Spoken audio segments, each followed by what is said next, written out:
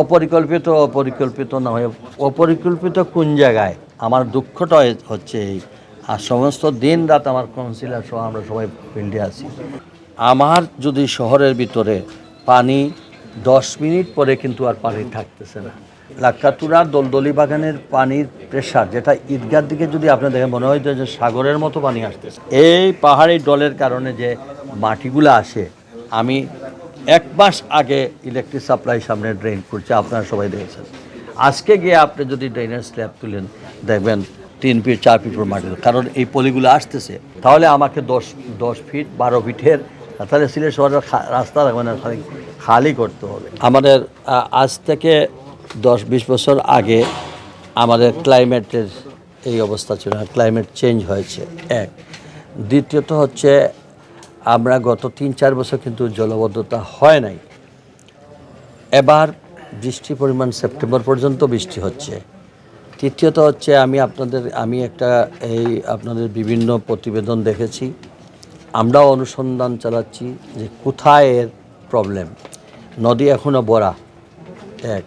দ্বিতীয়ত হচ্ছে আমাদের যে আপনারা যদি হাইডেন পার্কে যান, বঙ্গবন্ধু যে কী বলে হাইডেন পার্ক যেটা আছে, ওইখানে রাস্তা এখন আমাদের আরসিসি ব্লক দিয়ে রাস্তা করা।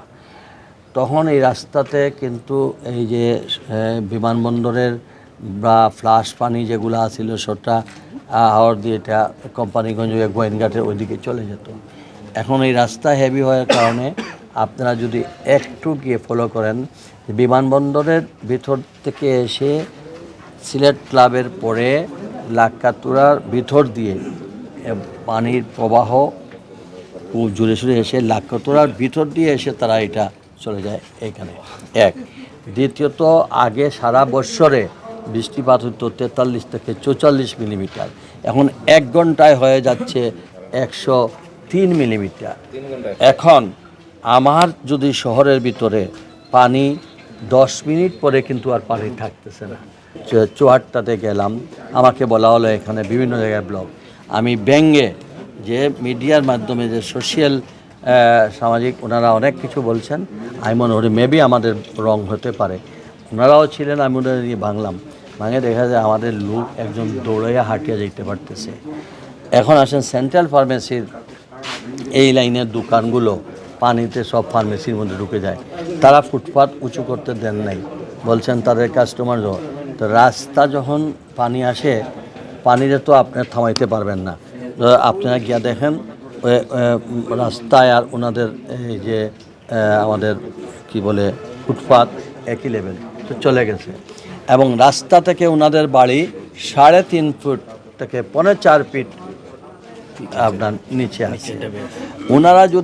ওনারা এই পানির অবস্থা দেখে ওনাদের বাড়ির ভিতরে কিন্তু ওনারা মণ্ডপ তৈরি করেছেন, সেটা কিন্তু 6 ফিট হাইট দিয়ে তারপরে মণ্ডপ করেছেন এক।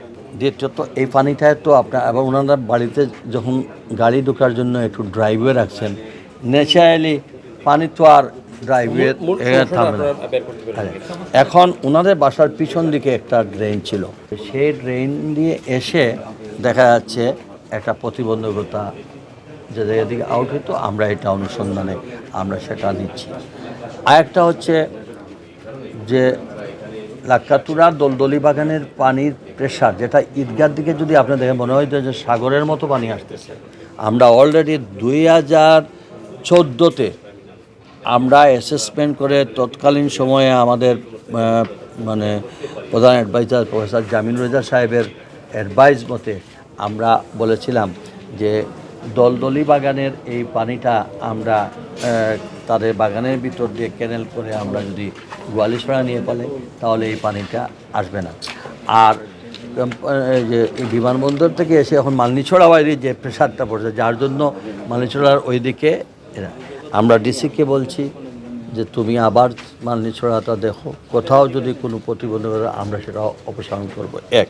আর দ্বিতীয়ত হচ্ছে আমরা 2013 থেকে এখন পর্যন্ত কন্টিনিউয়াস মাননীয় পররাষ্ট্রমন্ত্রীরও ডিও আছে, মাননীয় সাবেক অর্থমন্ত্রীরও ডিও আছে, মিটিংয়ের পর মিটিং করেছি আমরা, যেহেতু সরকারি জায়গা ওইখান থেকে যদি কোনো সিদ্ধান্ত না আসে, আমি যদি এখন গিয়ে আমার এক্সকেভেটর লাগাই তাহলে সেটা, এবং সেটা আমার সিটির বাইরে, কিন্তু তাদের পানির কারণে আজকে, এবং এই পাহাড়ি ডলের কারণে যে মাটিগুলো আসে, আমি 1 মাস আগে ইলেকট্রিক সাপ্লাই সামনে ড্রেন করছে, আপনারা সবাই দেখেছেন। আজকে গিয়ে আপনি যদি ড্রেনের স্ল্যাব তুলেন দেখবেন আরও কম, অন্ততকে 3 ফিট 4 ফিট উপর মাটি, কারণ এই পলিগুলো আসতেছে, এটা এই প্রকৃতির সঙ্গে এটা করে লাভ।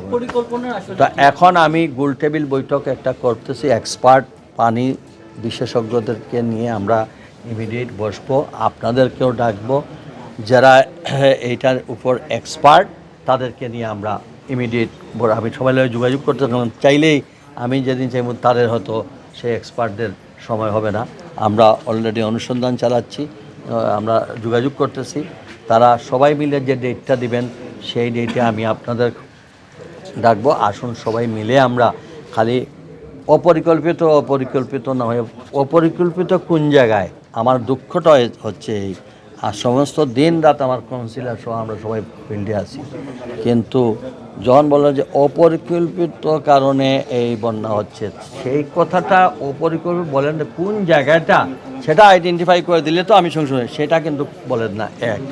আর দ্বিতীয়ত হচ্ছে আগে 2 ফুটের খাল ছিল, এখন আমরা এটাকে 5 ফিটের ড্রেন করে নিয়েছি। গত 4 বছর আগেও তো পানি বন্যা হয় নাই, কিন্তু এবার হয়েছে। পানির ক্লাইমেট চেঞ্জ, পানির মানে ঘন্টায় 103 মিলিমিটার যদি পানি হয়, আপনি পানির তো জায়গা করে দিতে হবে, তাহলে আমাকে 10 ফিট 12 ফিটের, তাহলে সিলেট শহরের রাস্তা মানে খালি করতে হবে। তো কাজে এই পানিটা 10 মিনিটের মধ্যেই নেমে যাচ্ছে। আশা করি আপনাদের আরও যদি কোনো অনুসন্ধান থাকে বা আপনাদের নলেজের মধ্যেও কিছু থাকে, আমাদেরকে স্পেসিফিক করে বললে আমরা সেটা দেবো। আমরা তারপরে অনুসন্ধান চালাচ্ছি, ছড়া খালা কিছু তো যে একেবারে হয় না, এলাম না, কেউ অনেক জনগণের অনেকে বাড়ি ভাঙেন, ড্রেনের ছড়ার উপর ফেলে দেন। আমাদের অনেক কন্ট্রাক্টররা আছেন, কাজ করে আসেন, ওনারা নিচে দিয়ে ছড়া বস্তা বলে, এর জন্য আমরা প্রত্যেকটা ড্রেন চেক আপ করতেছি। আমি সব ফাইল আটকে রাখছি, বলছি আগে চেক আপ করো।